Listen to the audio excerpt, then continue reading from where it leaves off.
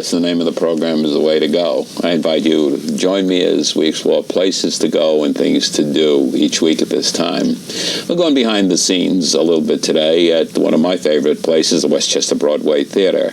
We've talked about their shows, their productions many times because they do so much.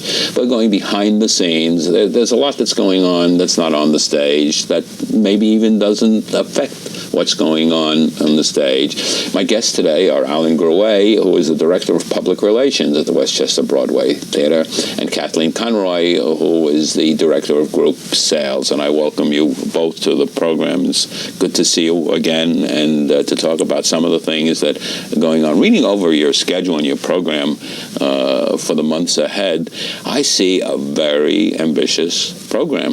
Is this the most ambitious program that the Westchester Broadway Theater has ever done? Well, yeah, I would say it is. I mean, you know, we back about a year or so ago, we sort of changed our policy at the theater. We're doing more shows with shorter runs. So instead of seeing, 2 or 3 shows a year, we're now doing almost 5, 4.5, because it runs into the next year. So yeah, it's quite busy. We have things for children. We have children's programs. We have things that are appropriate, at Christmas time for kids. And some of the things that you're doing this year are unique, and we're going to talk a lot about that today, as well as talking, of course, your major production, which is on now, which is South Pacific. And it's interesting to me as you look at the cover of the playbill, for example, on South Pacific. South Pacific, of course, is one of the all-time great shows that has ever been anywhere at any time. Pulitzer Prize winning, a great run, great Rodgers and Hammerstein. What does it feel like to be working on what's got to be a great show like this? That's a really good point. The amazing thing about watching a classic like South Pacific and observing the audience, too, is that it appeals to everybody. And we've had a lot of camp groups come in and school groups come in, and these kids are 12, 13, and 14. They have no idea who Mary Martin was or who Rodgers and Hammerstein are, but they love the show. It's timeless. I have to say this. Of course, I saw the original, and I have to say this, that every number, Some Enchanted Evening, I mean, we can go down. Everyone hit through this. As each number came on, I got chills. It's so part of my life. I guess it's a part of everybody's life in it.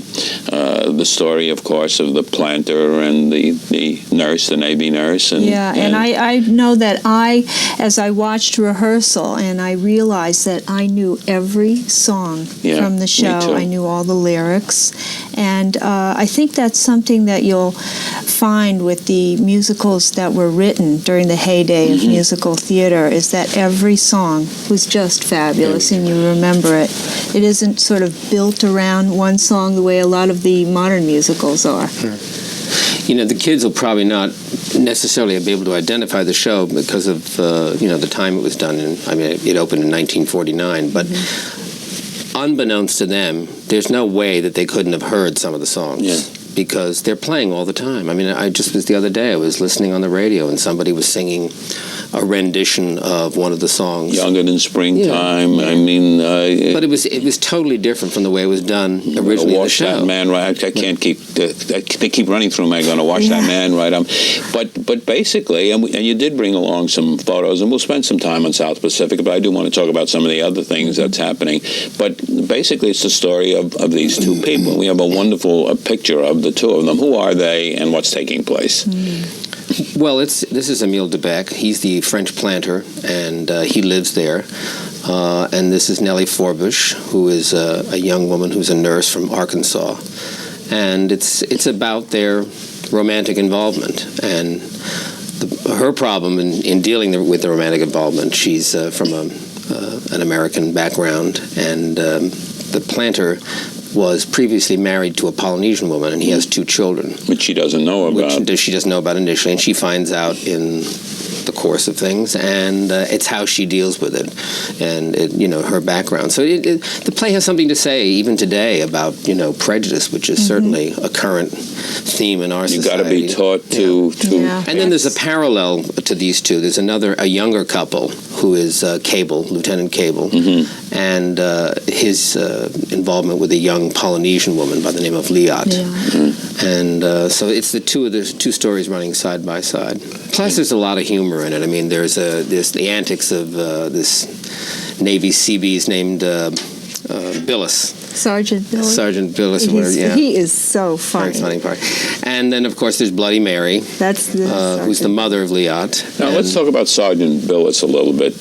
He's quite a character in this. He's a very, very strong character in it, and yet he adds comic relief throughout, right? Absolutely. Give us some idea of this photo that you brought along to show us. Well, here he's trying to talk his way out of a situation. He got himself into something where he decided to join. They were going on a mission, and he decided to sneak into the plane. And what happened was the colonel here is giving him a lecture here about how much he cost the Navy, $600,000, because of his little fiasco of getting involved in this thing. Of course, he's in. However, he doesn't turn around, but the other guy standing next to him over there turns around and says that his tactics turned into be a diversionary thing, so that they could actually get into this cove where they were going. So in a way, it worked out for the best. But what are some of the songs? We talked about all the familiar songs, and there's great numbers in this show. What's running through your mind, and as you think about it? Well, This Nearly Was Mine is an absolutely sensational what a song. I mean, years ago when the show first opened in 1949, it actually made a sort of historical type thing. It was a program called The Hit Parade, which was both on radio and television, and I believe it was on the weekend. It was on like a Saturday night. And from this particular show, at one point for 8 consecutive weekends, there were 3 songs that were in the top 10 over the country. That's in sheet music and recordings and all that stuff, and that was really incredible. Some Enchanted Evening, This Nearly Was Mine. And then later on, a 4th one joined it, and that was just unbelievable. No show had ever done that before. Also, the recordings and the sheet music of this show outsold the Broadway ticket sales from the show. Really? Yeah. That's a lot. The fact is that there are, of course, nurses in the show, and one of the highlights is where Mary Martin washed her hair on stage 8 times a week. I've got to wash that man right out of my hair. Really a great number. Right. And she really does wash her hair on stage, doesn't she? Yeah. She has an actual shower here that works here. I used to be an actor at one time. I've been in productions where they had the Seabees take buckets of water and pour them into this thing, and it filtered down into like a sort of a hand-me-down shower kind of thing. But this is actually a shower that's hooked up that works. It's a real shower, and she doesn't use shampoo. I think Mary Martin used Prel shampoo, which must have been horrible for her hair. But our Nellie is using Crazy Foam or something like that, she won't ruin Talk about her a hair. shower on the stage reminds me of when you did Singing in the Rain, and that famous number, of course, in the rain, and you actually had it rain on the stage. No one had any idea the impact that would have on the audiences. Went wild. Every performance. You had a tarpaulin on the floor, and took the water down the They drain. loved it. Even when they got wet, they liked it. Yeah, the people in the front rows got wet. Yeah. Well, it's mainly the people on the sides got it, because when he was dancing, the 2 side stage, he would kick it out to the sides. Yeah. That was part of the choreography. Yeah. I remember the first day he was a little bit tentative about it, and he went and he kicked, and then the people were laughing, and he realized that they loved it. It was sort of interactive. There's something that I've always found about Westchester Broadway Theater is the fact that the audience is so close. You're on 3 sides, about 450 people. So virtually everything is a front row when you come down to it. Yeah, when people ask us about the seating there, this is one of the things that we're so proud of. Over the years, we've developed, different aspects of the theater, and the tiered seating was a great idea. And when we were in the old property, which was an evening dinner theater, we we moved to the new theater, and we kept everything that was great. And one of the great things was the fact that no matter where you sit, there is never anyone blocking your view. And that's so important. I go to the theater a lot, and I always, when I get there, and I'm not one of these persons who comes into the last minute, they say New York audiences always arrive at the last minute. 5 minutes before curtain, half the house is empty, and then it fills up. I always wonder if I'm going to get a 6 foot or 8 foot to 7 basketball player sitting in front of me. And sometimes you do, and sometimes you don't. Here, because of the way the tiers are set up, every seat is a good seat. That's even somebody with a big hairdo can be annoying unless you're really tall. Or someone with no hair and the reflections get you. But not at our theater. No. No, it never happens. There's never an obstructed view. And I think that's the way it should be. One of the things we're doing this summer is we're trying something that we've never done before here. For the last 23 years, what we do is we have dinner and show, and that's the way people know us. And we're doing something a little different this summer. We decided to come up with an idea to try to get people who have families with children to come to the theater. Great, important thing. Right, so the idea was to make it more attractive to them, to make it a little more reasonable for them. So we came up with this concept of a show-only situation. And it's just on the Wednesday evenings. It's for the rest of the run of South Pacific through August 30th that a family can come with any children up to the age of 16 years of age, whatever age is appropriate starting out, though. Up to 16, each adult can bring 2 children, and the children's price is $15 for the show only, and the adult is $30.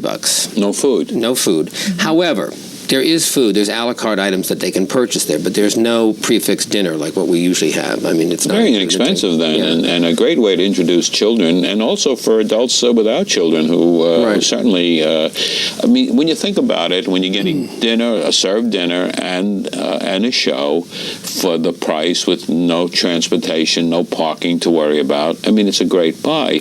But when you say you can buy it for half the price or less, I mean, that is really true. So is that selling well? Yeah, it is doing quite well, and I think the kids really like it. I mean, I think it's great to get them, into a live theater where there's a totally different thing going on here than what they're used to. I mean, kids are used to movies and television and their home video centers and stuff like that. It's a totally different interaction. I mean, there's nothing like the magic of live theater. And I've noticed there are a lot of grandparents bringing their grandchildren. So I remember the first show that I ever saw, and I'm not going to tell you what it was because it was before the beginning of the last century, so I'm not going to tell you. But I remember I was introduced to the theater very, very young, and I've loved the theater ever since. And I know that's very, very important. I do want to remind our audience that we're talking today to 2 of the people who are behind the scenes, and we're going to get into more of that in a few moments, at the Westchester Broadway Theater. Alan Gruet, who is the Director of Public Relations, and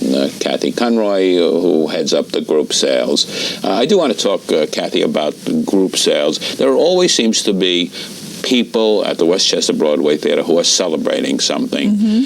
Not only the people who are in the audience who get birthdays, anniversaries, and other celebrations announced from the stage beforehand, and cakes, of course, brought around with some really pretty good singers or the waiters and waitresses and the staff who sing them. But you got these celebrity boxes. I guess that's an important thing for you as far as this theater is concerned. The luxury boxes were another thing that we added when we came to the new theater. As I said, we kept everything that was really great about the old structure, and then we added some new things. And the luxury boxes were new. They're 4 rooms. They're private rooms, and they can hold from 6 to 22 people. And what we find is people come for anniversaries and birthdays, and also a lot of corporations use them for their VIP guests. So explain exactly how that works. I mean, you don't have to explain it to me because I used one of those boxes for an anniversary party, so I know. How does that work? You're seated there during... Well, first you have your own private parking space, and then you're escorted upstairs. You have your own private room. There's a balcony, crystal, china, flowers, your own maitre d', your own powder room. It's very elegant. Then what happens when the show starts? When the show starts, there's a little balcony in each room. and we have easy chairs. So you go and you sit at the balcony. You can bring your drink with you if you like, and you sit on the balcony and watch the first act. And the curtains open up. The curtains open and up. There you Very are. Dramatic. And we there like you dramatic. are, sitting in the prime seat in the house, and close, and you have of course. a panoramic view of the whole theater. So it's really exciting. You've been doing this there for a long time, haven't you? I've been there a long time, 17 years, 18. And Alan, you've been there a long time. Now, public relations with the theater, you're at the heart of communication to the outside world. There's more to it than just sending out a press release, isn't there? Oh, sure, yeah. I mean, it basically, I deal with anything that has to do with promoting the theater that is not advertising. I'm not involved in advertising. We can do a whole show on the difference between advertising and public relations, but we won't do it today. But I talk to all the customers and write any letters that need to be answered. You write the program notes, I see, in the program, and they do a lot of research on that. Sure. People never see the result of that. We've talked before on this program, not only from this theater, but from others, about people who are involved with the lighting and stage manager and the technical aspects that you see the results of their work on the stage. What you people do are part of that infrastructure that is so essential to people having a good time, and yet people don't even know that they exist. We didn't know at one time.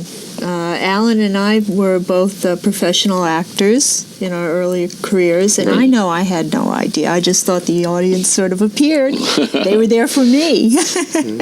And there's a lot of work involved. When you say it suddenly appears, I had the good fortune, I've talked about on the show, of sitting with the stage manager at the Westchester Broadway there. I never realized how much there was someone actually saying every single thing, lighting, action, props.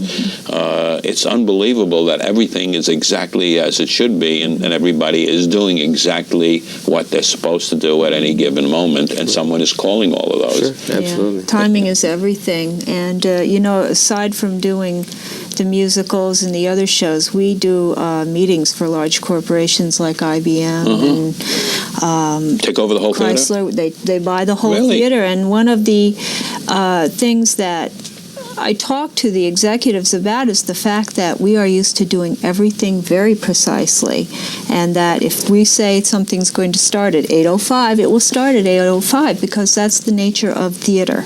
And because of that, we're just so good at doing business meetings and whatever special things people need. The people and special people, you talked earlier about the children with your Wednesday night show only. You do some children's things too, don't you? You don't do your regular shows on Monday and Tuesday, and on those nights you do other things. Is that generally what happens? Sure. We have concerts and comedians and, different things that come into the theater, singers that come in. All kinds of different activities go on.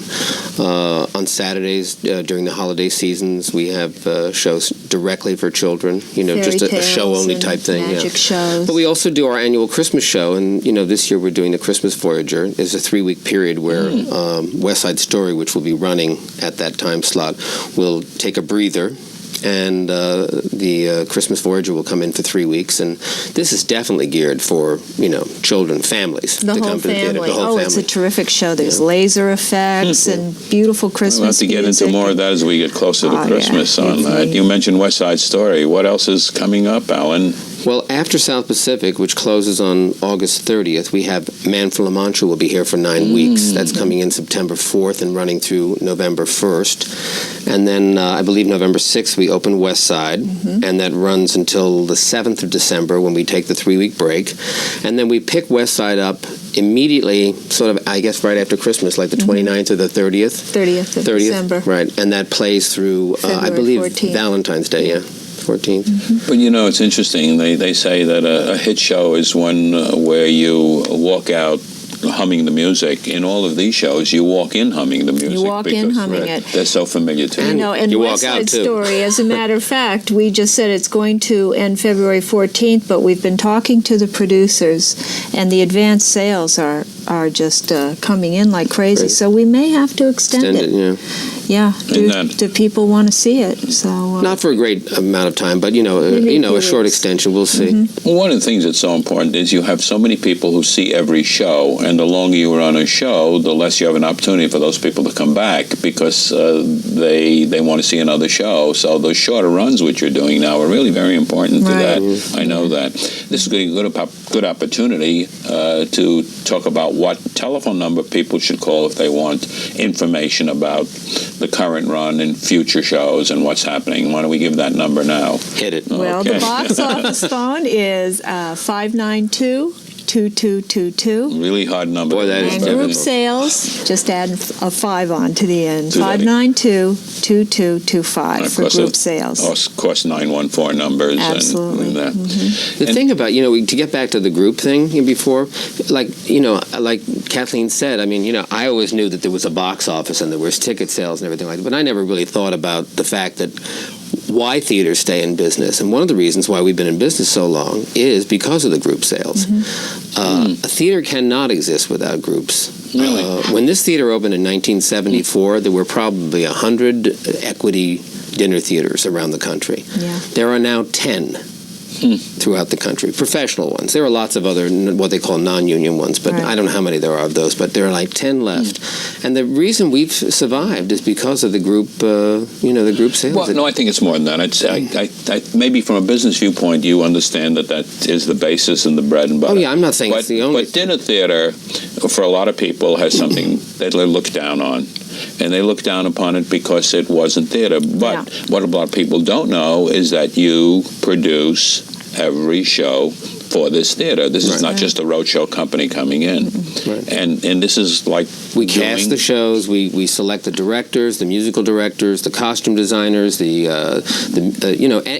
technical aspect. We bring in people, the best professional people, so that each production is put together individually. Yeah, and that's something we have that the other theaters don't have. We're in such close proximity to New York City that we get the top actors. The people you see at our theater, you'll see on the Broadway stage, too. It's always and interesting. Other theaters can't say that. It's always interesting to look in playbills of other shows and see how many of those people have actually played here. Not only the top people, some of the people who you see in minor roles, and of course you got people like Robert Cuccioli, who is doing Jekyll and Hyde, who has done two shows, actually 3 times, but 2 shows. He did Phantom twice. Right, and City of Angels. And City of Angels once. And this is a great place. The proximity is very important. And I guess they bus up from New York. Is that what many of the people do? A lot Groups of come local in from residents. the tri-state area. They come from Canada, Massachusetts, as far away as Virginia, to see our theater, and they come back. Once they come to our theater, they want to come back again. And there's a lot of attractions in the Hudson Valley. Oh, sure. It's a great tourist. And everything. It's a great tourist attraction. We've done so much of it on this program. I recently did an interview with a woman who's written a book called The Phantoms of the Hudson Valley, which is a book about the old mansions and estates, some of which are still in existence, some of which are being used as mansions and for other purposes, some of which are gone. And it's just unbelievable. As much as I know about the Hudson Valley and what's going on here, there are things in there that just sort of eye-openers to me. It's a great place. It's a great place to live in. It's a great place to be a tourist in. A lot of people, though, do not become tourists in their own environment. My key question is to New Yorkers is, when was the last time you visited the Statue of Liberty or the Empire State Building? And the answer in most cases is never. Yeah. Well, in my case, it's whenever some tourist comes into town that wants to go, because then I wind up taking them. So I have been a number of times, so all those... Yeah, kind of showing off the things that you wouldn't go to. But you don't go by yourself, it's true. I do. Do you? You do? I'm a great tourist, yeah. By yourself? Oh, yeah.